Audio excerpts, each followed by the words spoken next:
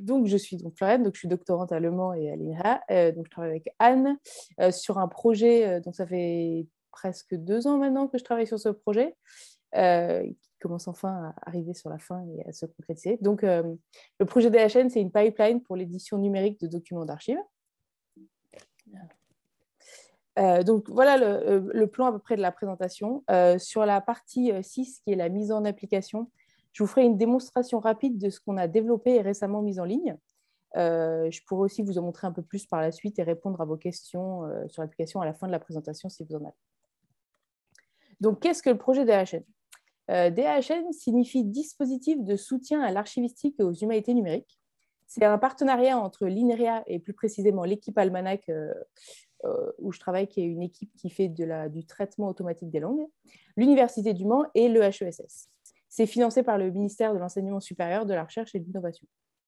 L'objectif du projet DHN, c'était de définir une chaîne d'édition scientifique qui permettrait de valoriser des fonds d'archives dans des formats numériques, ce qui faciliterait leur exploitation par la recherche. C'est ce qu'on a essayé justement de faire en créant la pipeline. Donc, pourquoi la pipeline? Il y a 3 grandes raisons pour la création de cette pipeline. Tout d'abord, c'est de mettre à disposition des outils open source qui seraient librement accessibles. On veut maximiser les possibilités d'utilisation de la pipeline pour les chercheurs ou même pour des simples amateurs qui voudraient faire du travail mais qui n'auraient pas toutes les capacités. On met ça à disposition et ils peuvent les utiliser sans que ce soit coûteux ou qu'ils doivent payer ou qu'ils doivent avoir certaines capacités. Les outils sont librement accessibles, réutilisables. Ce sont aussi des logiciels qui suivent le principe d'interopérabilité, c'est-à-dire on cherche à contrer les cas où on va avoir un outil qui va faire une tâche et cette tâche va produire quelque chose, mais cette production ne sera pas compatible avec les outils de l'étape suivante. Quelque chose qui un peu met le frein lorsqu'on fait une certaine... On cherche à suivre une chaîne d'édition. Donc, on cherche à suivre cette interopérabilité.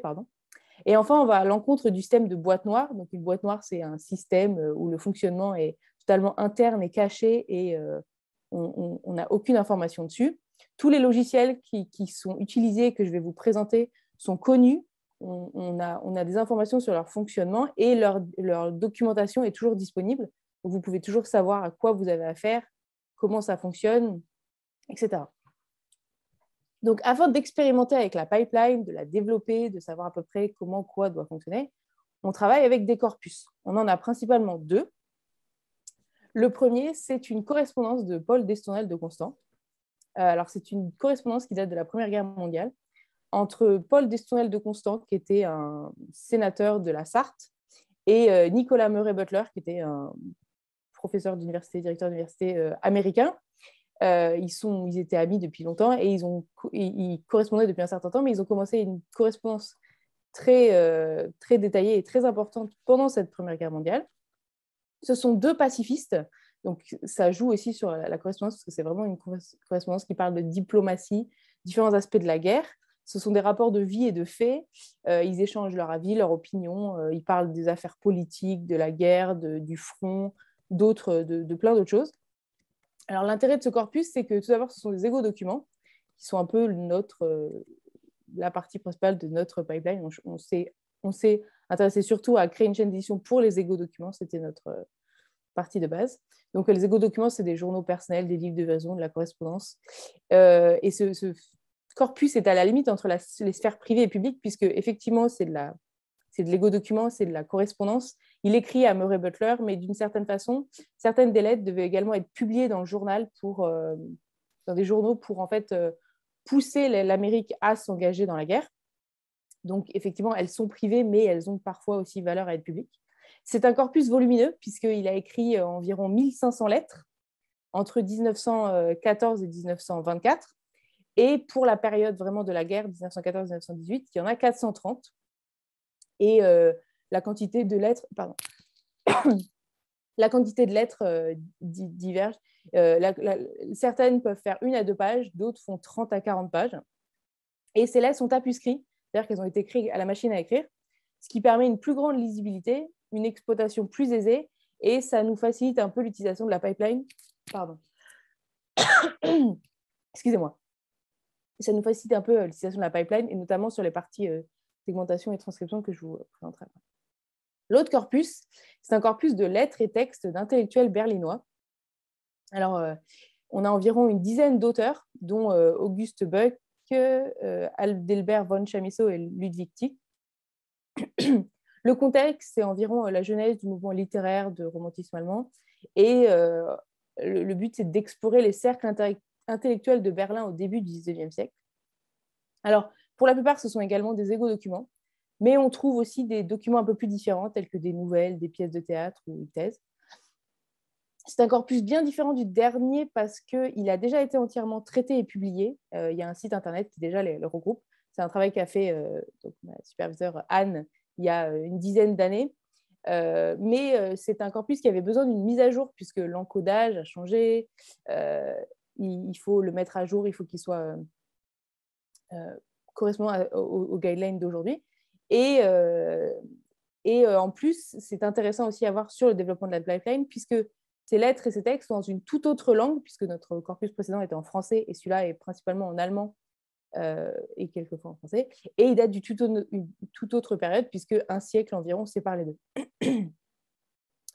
Donc, ensuite, l'intérêt va être de garder trace du travail effectué sur la pipeline. On va faire beaucoup de choses pour développer cette pipeline.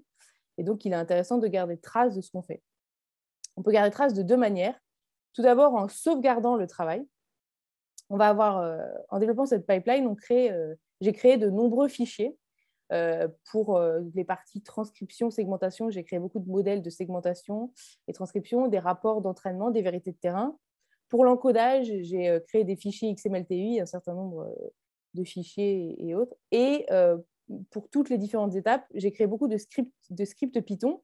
Et donc, il va être intéressant de les regrouper à un endroit pour qu'ils soient disponibles pour justement que la pipeline puisse être utilisée, pour que ces choses soient disponibles. Donc, pour ce faire, on a choisi un outil de sauvegarde qui est GitHub.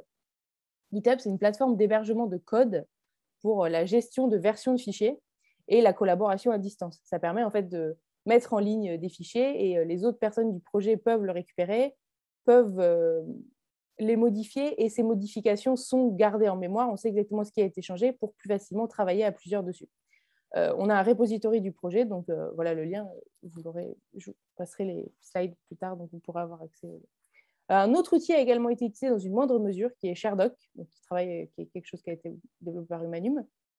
C'est un gestionnaire de fichiers pour stocker, échanger, partager et travailler sur des données. Il a été plus utilisé pour des fichiers en quelque sorte privés, c'est-à-dire on y met les facsimilés avant qu'on les mette en ligne, la sauvegarde du site original des intellectuels berlinois, justement, des choses qu'on veut pouvoir se partager entre membres du projet, mais qu'on ne veut pas avoir à l'air libre et disponible pour tout le monde. Ensuite, afin de garder trace de ce travail, on cherche aussi à documenter ce qu'on fait avec la pipeline. Pour ce faire, on a deux types de documentation. On a des posts de blog avec Hypothèse, donc un site internet pour des carnets de recherche scientifique. J'ai rédigé un certain nombre de posts de blog sur les différentes tâches que j'ai effectuées pour la pipeline, sur les avancées, sur les difficultés que j'ai pu rencontrer durant cette élaboration. Ces posts sont mis en ligne sur le blog d'Anne, qui s'appelle Digital Intellectual, dans une catégorie qui m'est propre, qui s'appelle DHN Project. Donc, je crois qu'il y a environ une dizaine d'articles pour l'instant dessus que j'ai écrits pendant les 2 dernières années sur diverses parties pour un peu expliquer comment les choses se sont mises en place, quelles tâches j'ai effectuées, quelles sont les étapes que j'ai suivies pour que justement les gens puissent lire ça et avoir un peu une idée de ce qui a été fait et aussi qu'ils puissent l'utiliser, par exemple, pour travailler avec la pipeline elle-même. Et il y a également une documentation. Donc c'est principalement une documentation pour l'encodage et pour les scripts. J'en parlerai un peu plus par la suite.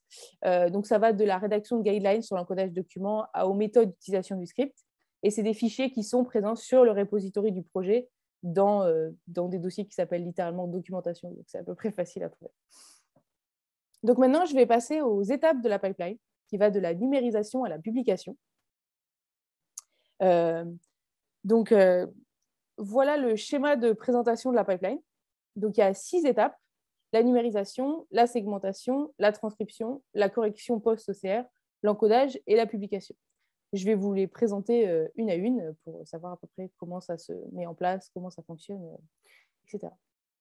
Donc, tout d'abord, la numérisation.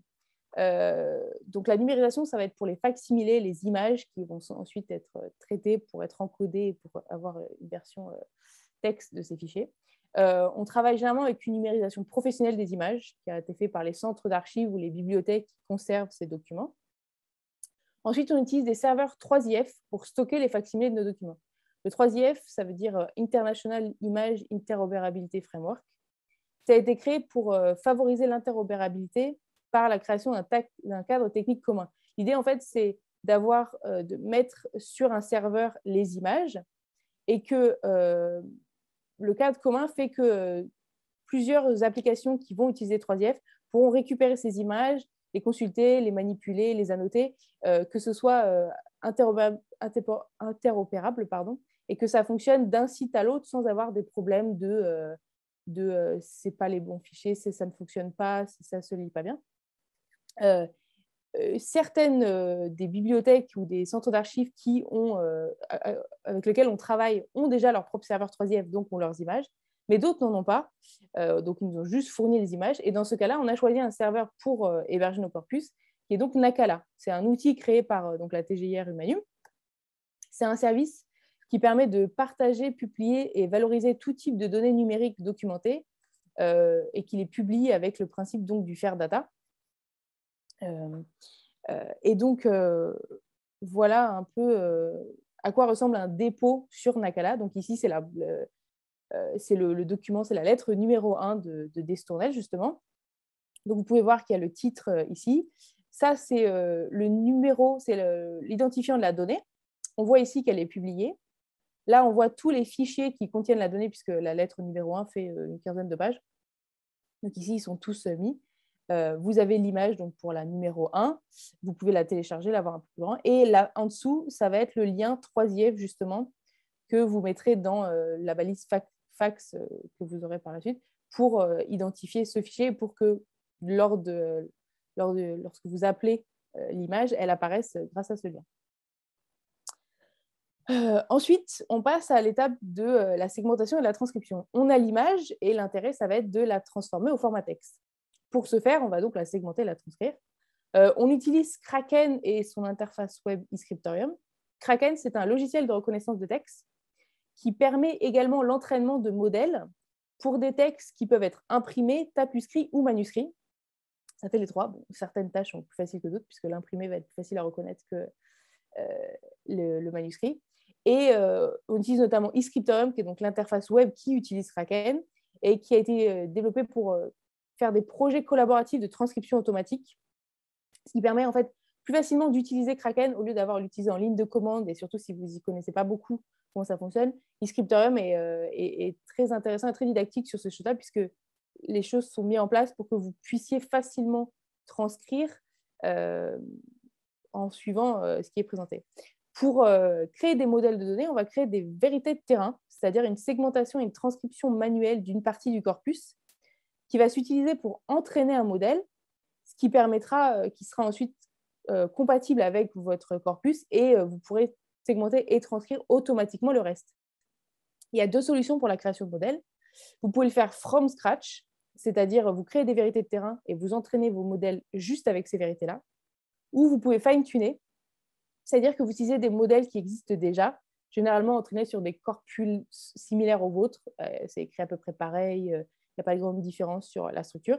Et vous ajoutez vos propres vérités de terrain, ce qui fait que ça va s'adapter à votre corpus et à ce que vous comptez. Donc, je vais vous montrer un peu à quoi ressemble eScriptorium pour que vous voyez. Donc, ça, c'est la page quand vous avez déposé vos documents. Voilà à quoi vous y avez accès. Vous savez que là, ici, vous avez 19 pages. Vous avez toutes vos images. Ici, vous avez accès aux différents projets, donc parce que vous pourrez avoir plusieurs documents. Là, vous avez accès aux modèles que vous auriez téléchargés sur l'application ou que vous avez créé vous-même. Vous importez les images ici ou vous pouvez importer là avec le 3IF notamment, vous pouvez appeler un manifeste. Et ici, vous avez accès donc, au statut de la binarisation de votre image, de sa segmentation et de sa transcription. Ici, on est sur une image qui a été complètement transcrite. Et les trois boutons, là, vous permettez justement de binariser, segmenter ou transcrire votre texte. où vous pourrez justement faire appel au modèle que vous avez déjà. Et ensuite, quand vous êtes dans l'image, voilà à quoi vous avez accès.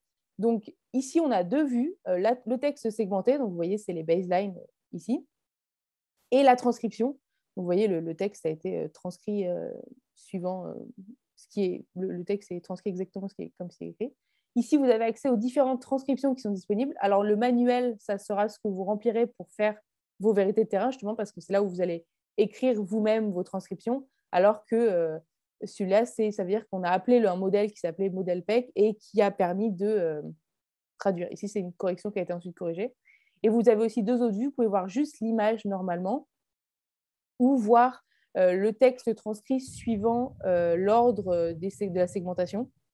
Donc, pas représentant exactement ce qu'il y a le fichier, comment est l'image, mais à la suite l'une de l'autre.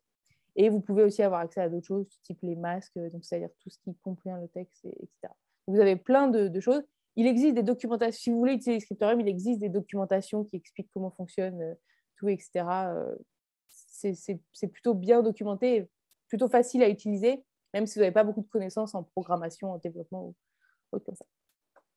Ensuite, une fois que vous avez segmenté et transcrit, vous allez normalement avoir besoin de faire une correction post-OCR, puisque une transcription automatique ne garantit jamais un résultat parfait. Vos vérités de terrain seront parfaitement transcrites, puisque vous les aurez fait à la main, mais la transcription automatique, un modèle peut avoir un bon niveau de reconnaissance, mais il n'est jamais parfait. C'est difficile d'atteindre du parfait. Donc, vous allez avoir besoin de corriger une partie de votre transcription. Pour ce faire, j'ai créé des scripts pour corriger ça, qui utilisent un module de correction Python qui s'appelle PySpellChecker, qui permet donc de modifier le texte avant d'avoir la bonne transcription. Donc ici, je vous ai fait un schéma.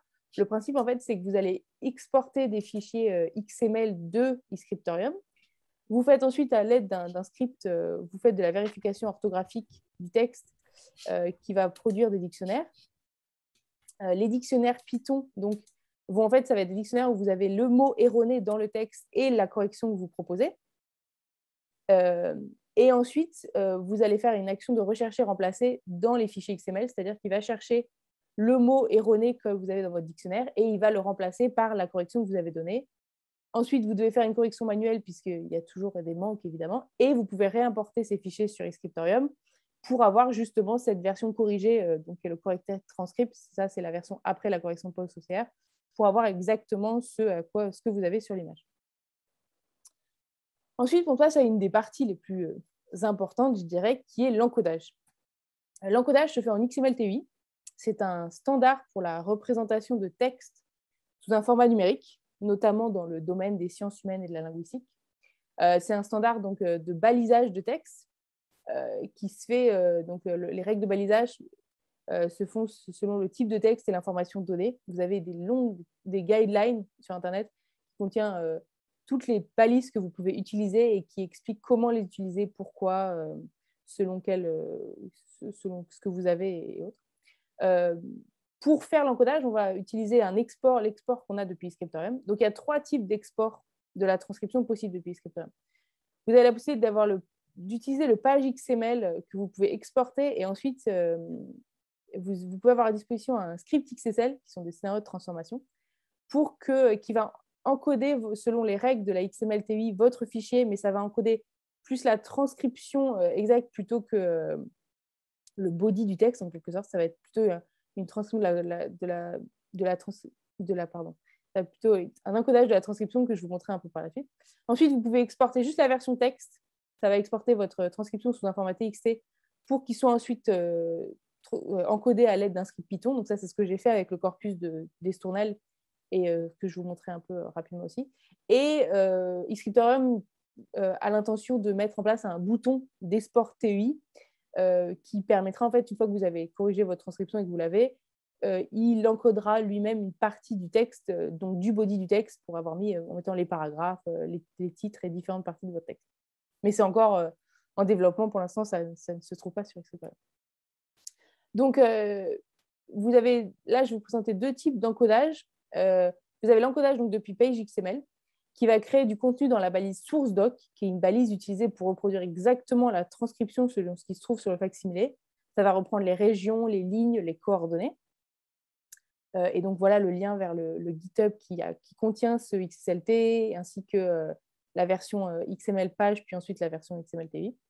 Et sinon, vous avez l'encodage depuis le format texte, qui est ce que moi, j'ai principalement utilisé pour le corpus que je vous ai présenté au début.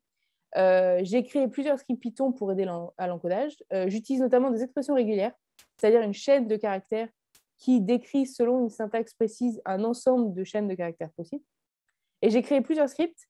Il y en a un qui permet de créer le header, c'est-à-dire l'endroit où il va y avoir les métadonnées du fichier, et un autre qui permet d'encoder le body sous sa structure, c'est-à-dire prendre le texte et y mettre les paragraphes, les sauts de ligne, les changements de page, etc. Donc, tout d'abord, voilà un exemple de ce à quoi ressemble un encodage de source doc. Donc, c'est un poème d'Apollinaire, donc le pont Mirabeau. Et donc, voilà exactement l'endroit qui est encodé juste ici. Donc, ça, c'est l'encodage avec source doc. Donc, les zones, ça va être les différentes parties qui vont être en fait balisées, comme je vous ai montré tout à l'heure. Donc, ça, c'est chacune représente à ces zones. Vous avez la ligne donc, qui traduit exactement ce qu'il a trouvé. Et tous ces points, en fait, sont les coordonnées géographiques de l'endroit où se trouve cette ligne sur l'entièreté du fichier, en fait. Comme ça, justement, par la suite, vous pourriez faire apparaître exactement votre fichier tel qu'il il apparaît sur le facsimilé en utilisant ces coordonnées géographiques. Voilà ensuite un début d'encodage d'une des lettres d'Estournel. Donc, voilà à quoi ressemble un début de lettre. Donc, vous avez un titre, un en-tête, une dateline, un autre titre en quelque sorte, et le salut. Et donc, vous avez l'encodage et vous voyez que les balises permettent de retranscrire exactement ce qu'il y a, puisqu'on a une balise head pour le titre, ou qui mentionne d'ailleurs que c'est centré et souligné avec le nom, une balise qui mentionne qu'on a un en-tête, où il est placé donc dans la marge, une balise dateline qui indique qu'on a un lieu et une date donc, qui est enregistrée, un titre à nouveau avec le fait que c'est centré et souligné, et une balise salute pour indiquer qu'on est sur le salut, et pareil, qui indique à quel endroit il est placé à peu près, pour justement plus tard, quand on fera de la publication, on sache exactement comment ça va apparaître, on veut que ça apparaisse sur notre affichage HTML. Pour cet encodage, j'ai créé, donc, comme je vous l'ai dit plus tôt, un certain nombre de documentations. J'ai créé un guide d'encodage pour le cas spécifique des égaux documents, puisque c'est un peu l'élément de base du développement de notre pipeline, en quelque sorte, et de la chaîne, de la plateforme d'édition que je vais vous présenter juste après. Donc, je l'ai mis en place, le guide d'encodage, afin de créer une vraie homogénéité entre les éditions qui seront mises en ligne lors de notre phase suivante. Et ça mentionne toutes les balises qui peuvent être utilisées dans l'encodage d'un Ego document. Et ça donne des précautions d'utilisation pour telle ou telle balise, qu'est-ce qu'il faut utiliser, qu'est-ce qu'il ne faut pas utiliser, dans quel cas, pourquoi, etc. Et il y a également des courtes documentations qui sont aussi présentes sur le GitHub. Une marche à suivre pour utiliser les scripts de Python d'encodage, puisqu'il y en a plusieurs. Donc, c'est pour expliquer, il faut d'abord utiliser celui-là, comment, ensuite celui-là, comment, pour que les gens puissent prendre le script, prendre leur texte, suivre ce qui est censé être fait et avoir à la fin leur fichier encodé, comme c'est le cas pour moi. Et il y a également une démonstration du fonctionnement du script principal, celui qui balise le body du texte, pour que vous puissiez voir, puisque ça peut être compliqué juste à la lecture du script, de comprendre de quoi ça parle, pourquoi, qu'est-ce que c'est censé faire. Donc, la démonstration vous permet d'avoir ces idées-là. Et donc, la dernière phase de notre pipeline, le point culminant, c'est la publication. Donc, on travaille sur la publication c'est la publication de fichiers XML TI, et pour ça, on travaille avec TPublisher. TPublisher, c'est une plateforme qui s'appuie sur ExistDB, qui est un système de gestion de bases de données s'appuyant sur la technologie XML. C'est un outil qui donne la possibilité aux chercheurs de publier leurs projets sans avoir à devenir programmeur, et aux développeurs d'avoir à disposition une application qui demande moins de code et qui leur offre une meilleure maintenance et interopérabilité, puisqu'ils auront en quelque sorte moins de choses à faire, puisqu'une grande partie des éléments seront déjà mis en place, mais ils pourront plus facilement justement travailler avec, tout en sachant ce qu'ils doivent toucher ou ce qu'ils ne peuvent pas toucher. Pour la transformation des fichiers XML, ça va afficher les fichiers au format HTML. Pour ce faire, ça utilise une ODD, qui veut dire One Document Does It All. C'est un fichier qui permet de customiser les règles de transformation du document selon la manière dont on veut que chaque élément de l'ARC TEI apparaisse dans l'affichage. Donc, comme je vous l'ai dit par exemple tout à l'heure, il y avait un salute avec un rand indent. Donc, on va lui dire que quand on trouve un salut avec cet attribut, on veut qu'il indente cet attribut pour qu'il apparaisse à peu près à l'endroit où ça apparaissait dans le fichier. TVPusher offre la possibilité aussi d'exporter ces fichiers sous différents formats. Donc, vous auriez la possibilité d'exporter votre fichier XML qui a été transformé en HTML, ensuite en LaTeX, en EPUB ou en PDF. Ça, vous pourriez avoir toute la liste de vos fichiers sous un format PDF, alors qu'il aura été déjà transformé. Donc, voilà à peu près comment fonctionnent les règles de transformation d'un élément TI. Donc, ça s'appelle le TI Processing Model. Il se divise en deux. Vous avez un modèle qui est le traitement qui va être destiné à un élément spécifique. Là-dedans, vous trouvez 3 types de choses différentes. Un prédicat, c'est-à-dire la condition dans laquelle vous voulez que votre modèle s'applique. Par exemple, vous pourriez vouloir que le modèle s'applique quand il a un tel attribut, mais qui s'affiche différemment s'il a un autre attribut. Donc, avec ce prédicat, vous pourrez éditer plein de règles. Justement, par exemple, vous pourrez vouloir dire que quand il est align right, vous voulez qu'il soit à droite, et quand il est align left, vous voulez qu'il soit à gauche. Vous avez aussi un behavior. Donc, c'est un processus qui va être utilisé pour produire la sortie. Donc, vous pourriez vouloir que la balise telle qu'elle est, elle apparaisse inline, c'est-à-dire dans le document sans que rien ne change, mais d'autres fois, vous pourriez vouloir que ce soit un bloc qui soit séparé de votre encodage pour que vraiment vous le voyez. Et enfin, vous avez le output qui est donc, si vous décidez que ce que vous avez donné pour le predicate, le behavior, que ce soit lorsque vous avez la sortie web ou lorsque vous avez la sortie LaTeX ou lorsque vous avez la sortie EPUB ou pour tout, ça ne change pas. Et vous avez aussi le output rendition qui va être la typographie ou l'apparence pour chaque élément. Donc justement, si vous avez dit que vous vouliez que vous donniez l'élément particulier pour les cas où il était en align right, vous mettrez un CSS pour dire que, avec le rendition, vous mettrez un CSS pour dire que vous voudrez que ce texte soit aligné à droite, justement, pour que ça apparaisse exactement comme vous le voulez. Donc vous avez ça, c'est là ça que sert le rendition et le scope. Donc, une fois qu'on a fini cette pipeline, on a justement cette mise en application qui est plutôt concluante, puisqu'on a une plateforme d'édition pour des éditions scientifiques numériques, donc qui s'appelle Discoled, pour Digital Scholarly Edition. C'est hébergé sur un serveur ExistDB qui a été fourni par Humanium. Donc voilà le lien de cette fameuse application. L'application contient actuellement 6 éditions. Donc les 2 corpus présentés précédemment, pardon. Donc celui de Paul Desnoyers de Constant et les intellectuels berlinois. On a également un corpus de papier appartenant à un des étudiants berlinois, à savoir Buck. On a 2 journaux de guerre, les guerres napoléoniennes et la Première Guerre mondiale, et des témoignages de victimes de l'Holocauste par notre partenariat, parce qu'on travaille également avec ERI sur ce point-là. La plateforme est toujours un work in progress, puisqu'on l'a littéralement mis en ligne la semaine dernière. Donc, je travaille dessus depuis 1 an déjà, mais là, elle est enfin en ligne. Donc, c'est assez particulier, c'est notamment mis en ligne parce qu'il était temps. Et puis ensuite, ça permet plutôt à d'autres personnes de voir comment elle fonctionne, comment ça travaille, puisque jusqu'à maintenant, il n'y avait que moi qui avais accès à cette plateforme, à part pour les rares fois où je la montrais lors de réunions ou autres. Donc là, ça me permet vraiment de la mettre à disposition de tout le monde, et vous-même aussi, puisque vous avez le lien. Et vous pouvez ainsi aller la regarder, faire un tour un peu partout et me notifier ou me donner des informations si vous voyez une erreur, s'il y a un bug, s'il y a un problème. Mon contact est à la fin de ce mail, et un onglet contact est censé être créé bientôt sur le site, justement, pour que vous puissiez me prévenir. Je vais vous la montrer rapidement, je pense que j'ai encore un peu de temps, puisque je l'ai, vu qu'elle est en ligne. Vous pourrez évidemment la voir après, mais voilà. Ça fonctionne toujours. Ouais. Donc, voilà à quoi elle ressemble. Donc, voilà les 6 éditions dont je parlais.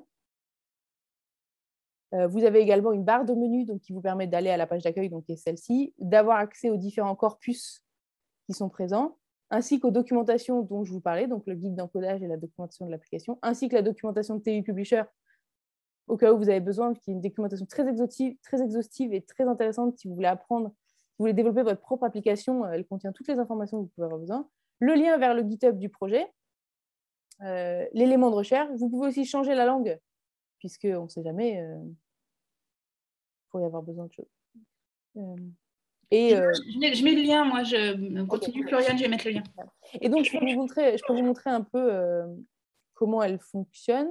Donc là, par exemple, quand vous allez sur le correspondance de Destournel, vous avez accès à 4 différents. Vous avez le corpus qui contient donc tous les fichiers. Enfin, bon, ils n'y sont pas tous, évidemment, puisque tous ne sont pas transcrits et encodés. Une majorité des fichiers. Vous pouvez aussi les rechercher avec les facettes. Vous pouvez décider que vous voulez que les fichiers qui datent de 1915 et hop, vous avez tous les fichiers qui datent de 1915. Ensuite, vous avez accès aussi aux index. Donc, on a 4 index. La bibliographie, les organisations mentionnées. Donc, c'est les index d'entités nommées, les organisations mentionnées, les personnes mentionnées et les lieux mentionnés. Et vous avez aussi un petit historique du corpus, comment il fonctionne, quels sont les auteurs, un petit historique des gens, et ainsi qu'un petit historique aussi du projet même, donc le DHL que je viens de vous présenter pour le coup, pour avoir plus d'infos. Et vous avez la même chose sur les autres corpus pour le coup. Et donc, quand vous êtes dans une image, dans un des fichiers, donc je vais vous montrer par exemple lettre 1 pour le coup. Voilà à quoi ça ressemble quand vous êtes sur un des fichiers XML. Donc, vous avez le titre, vous avez accès à la lettre suivante, puisque si elle est présente, vous l'avez. Vous avez ensuite accès donc, au texte, au facsimilé, donc grâce au 3IF. Et ici, vous avez accès au lien vers l'index. Donc, quand vous avez une entité nommée dans le fichier, vous avez le lien vers l'index. Et vous avez aussi une carte. Attends, repasse plus doucement sur les options d'affichage à gauche. Je pense qu'elle est trop. Ouais. Oui, j'en ai 3. Il y en a 3. Il y a les notes critiques. Donc, c'est quand il y a des notes à propos du contenu du texte. Destournel, ça n'a pas été encore fait parce qu'il est encore en phase de travail. Ensuite, il y a la possibilité de voir les entités nommées. Et ici, d'ailleurs, vous avez la façon dont ça fonctionne, ces entités nommées, comment elles apparaissent. Et enfin, la version diplomatique, c'est-à-dire qui suit exactement la manière dont le texte apparaît. Vous voyez, là, c'est la version de lecture. Et là, c'est la version qui suit vraiment les line breaks, etc. Et quand vous êtes sur les name entities, donc justement, vous avez accès au lieu et que vous pouvez situer sur la carte, juste en passant votre curseur dessus. Et avec l'index, vous avez accès aux informations sur les personnes qui sont mentionnées dans le fichier. Donc, dès que vous avez une personne, vous pouvez avoir ce qu'on sait de eux selon ce qui est mis dans cet index. Et donc, vous avez aussi une table des matières qui vous permet donc, qui suit les divisions. Donc, vous pouvez aller vers la deuxième copie. Donc, voilà. Vous avez les métadonnées du fichier, donc ce qui est présent dans le header. Donc, ici, vous avez les informations sur le titre, sur les correspondants, sur les lieux et dates d'écriture, les informations sur la lettre. Donc, il y a 7 feuillets de texte et 5 feuillets d'annexes. La numérotation a été faite à la machine à écrire. La lettre est bien conservée et il y a quelques annexes. Et l'historique du fond. Donc, comme ça, vous savez où il est conservé, qui leur a donné, comment ils l'ont acquis, des informations additionnelles. Et vous avez des informations sur l'encodage. Donc, responsable de projet, c'est Anne, l'éditeur de projet, c'est Anne. Il n'y a aucune correction et les coupures de fin de ligne ont été conservées, etc. Et vous pouvez enfin citer justement ce fichier avec toutes les informations qui sont présentes dans le header, donc l'édition, la transcription, l'encodage, la numérisation, de quoi ça fait partie, la dernière version du fichier, donc il n'a pas été changé depuis le 8 novembre 2021, et vous avez l'URL jusqu'à où le trouver. Donc. Et vous avez ça sur les différents fichiers. Je peux vous montrer une version avec lettres et texte. Pareil, ça fonctionne à peu près pareil. Il n'y a plus beaucoup de temps, tu devrais avancer. Okay. Et donc, voilà. Et les index fonctionnent aussi plutôt pas mal, puisque vous avez aussi accès à tout ce qui est contenu dans l'index. Vous pouvez tous les situer. Donc, vous avez, pour les index de lieux, vous avez tous les lieux présents ici. Et vous pouvez tous les coller sur une carte, puisqu'il y a les coordonnées géographiques à chaque fois. Donc, vous pouvez y avoir accès. Donc, voilà à peu près à quoi ressemble l'application. Donc, ça, c'était donc l'image d'Annex, au cas où je ne vous avais pas montré la plateforme. Il y a une autre plateforme, en quelque sorte, qui est en cours de développement, qui est une plateforme pour présenter les transcriptions qui sont directement sorties du Scriptorium, qui s'appelle donc TI for Scriptorium. C'est une plateforme donc, pour la publication de transcriptions. Littéralement, en fait, ça va être plutôt pour montrer ce que je vous ai montré tout à l'heure avec, comment s'appelle, avec le poème d'Apollinaire, à savoir plutôt le source doc qui va permettre de le voir. C'est en cours d'application, je fais ça avec des collègues actuellement. On propose 4 vues, en fait. Une version diplomatique et éditée de la transcription, Donc, ce que vous avez vu sur Destournel, sur l'application que je vais vous montrer. Une version à plat de la transcription, le source doc. Une version imitative à l'aide du SVG, donc c'est-à-dire qui reprend exactement comment ça apparaît sur l'image, comme je vous ai montré tout à l'heure sur Instagram, et un facsimilé de l'image. Donc, voilà à peu près à quoi ça ressemblera. Pour l'instant, le SVG n'est pas encore fait, mais voilà à peu près à quoi ressemblerait l'application avec les différentes vues et comment vous pourriez le voir. Et donc, voilà, c'était la dernière partie que j'avais. Donc, voilà les ressources diverses. Voilà les liens vers les ressources du projet. Donc, le lien vers le dépôt GitHub, le blog hypothèse où on garde l'avancée du projet, les vérités de terrain pour le projet DHN, la collection d'Estournel sur Nakala et la collection des intellectuels berlinois, et enfin, le lien de la plateforme de publication pour les égo-documents. Et également, je vous mets aussi un lien vers toutes les ressources que j'ai évoquées, le 3IF, Nakala, Kraken, Python, les pages TUI, le TU Publisher, le ShareDoc, hypothèse et toutes ces choses-là. Donc, merci de votre attention. Et voilà mon contact si vous avez besoin, si vous voulez me contacter ou si vous avez regardé l'application et que vous voulez me faire part de quelque chose, n'importe quoi. Tant que la partie contact n'a pas encore été rajoutée sur l'application, c'est le meilleur moyen pour me contacter sur ce point-là. Voilà, merci de votre attention.